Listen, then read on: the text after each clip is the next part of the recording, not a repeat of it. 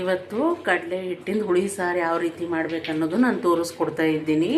ಅದೇ ಬೇಳೆ ಸಾರು ದಿನ ಮಾಡಿ ಊಟ ಮಾಡಿ ಒಂದೊಂದು ಬೇಸರ ಆದಾಗ ಈ ಥರ 5 ನಿಮಿಷದಲ್ಲಿ ಆಯ್ತದ ಯಾವ ರೀತಿ ಮಾಡಿಕೊಡ್ಬೇಕಂತ ಹೇಳ್ತಾ ಇದ್ದೀನಿ. 2 ಟೀ ಸ್ಪೂನು ಕಡಲೆ ಹಿಟ್ಟು, ಈರುಳ್ಳಿ, ಕಡಲೆಬೇಳೆ, ಬೆಳಗಡ್ಡಿ ಪೇಸ್ಟು, ಕರಿಬೇವು, ಕೊತ್ತಂಬರಿ, ಶೇಂಗಾ ಬೀಜ, ಹುಣಸೆ ಹಣ್ಣಿನ ಹುಳಿ, ಆಮೇಲೆ ನೀರು. ಮೊದಲಿಗೆ ಏನು ಮಾಡಬೇಕು ಅಂದರೆ 2 ಟೀ ಸ್ಪೂನ್ ಕಡಲೆ ಹಿಟ್ಟು ತೊಗೊಂಡು ಅದಕ್ಕೆ ನೀರು ಹಾಕ್ಕೊಂಡು ಕಲಿಸ್ಕೋಬೇಕು. ಮೊದಲಿಗೆ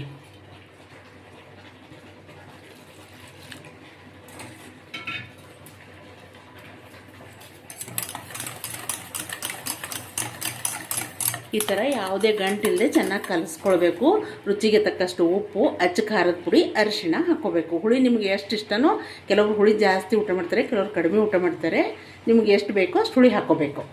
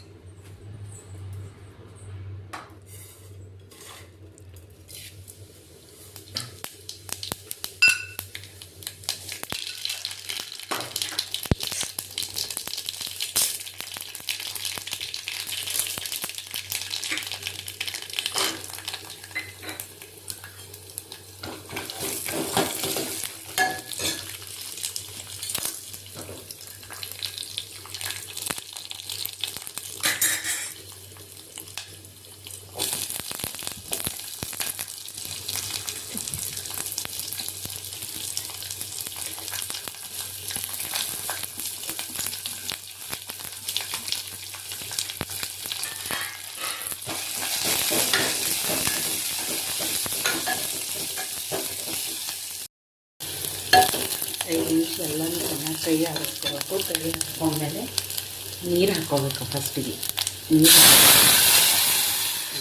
ನೀರು ಹಾಕ್ಕೋಬೇಕು. ಆಮೇಲೆ ಹುಣಸೆ ಹುಳಿ ಹಾಕ್ಕೊಂಡ್ಬಿಡ್ಬೇಕು.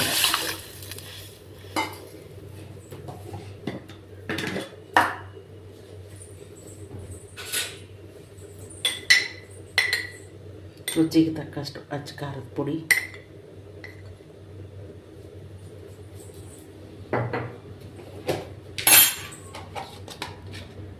ಅರಿಶಿಣ, ರುಚಿಗೆ ತಕ್ಕಷ್ಟು ಉಪ್ಪು.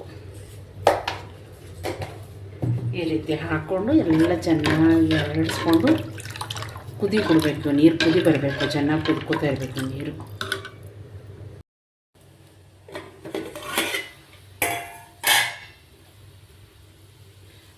ಚೆನ್ನಾಗಿ ನೀರು ಕುದ್ದ ಮೇಲೆ ಅದು ಕಡಲೆ ಹಿಟ್ಟು ನೀರು ಹಾಕಿ ಕಲಸ್ಕೊಂಡಿರ್ತೀವಲ್ಲ ಅದನ್ನು ಇದ್ರಾಗ ಹಾಕಿಬಿಡಬೇಕು.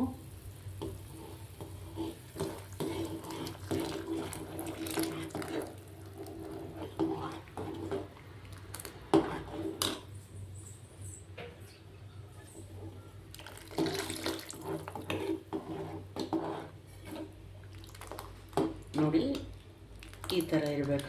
ಈ ಥರ ಇರಬೇಕು. ತಿಳಿ ಸಾರಿನ ಹಂಗಿರಬೇಕು. ಹೆಚ್ಚು ಕಡಲೆ ಹಿಟ್ಟು ಹಾಕಿದರೆ ಗಟ್ಟಾಗಿಬಿಡ್ತದೆ. ಈ ಸಾರಿನ ಥರ ಇರಬೇಕು. ಈ ಥರ ತಿಳಿಯಾಗಿ 5 ನಿಮಿಷ ಚೆನ್ನಾಗಿ ಕುದಿಸ್ಕೋಬೇಕು. ಇದನ್ನು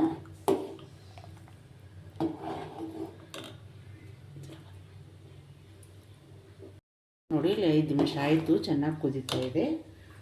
ಕೊತ್ತಂಬರಿ ಸೊಪ್ಪು ಹಾಕ್ಕೊಳ್ಳಿ. ಕೊತ್ತಂಬರಿ ಸೊಪ್ಪು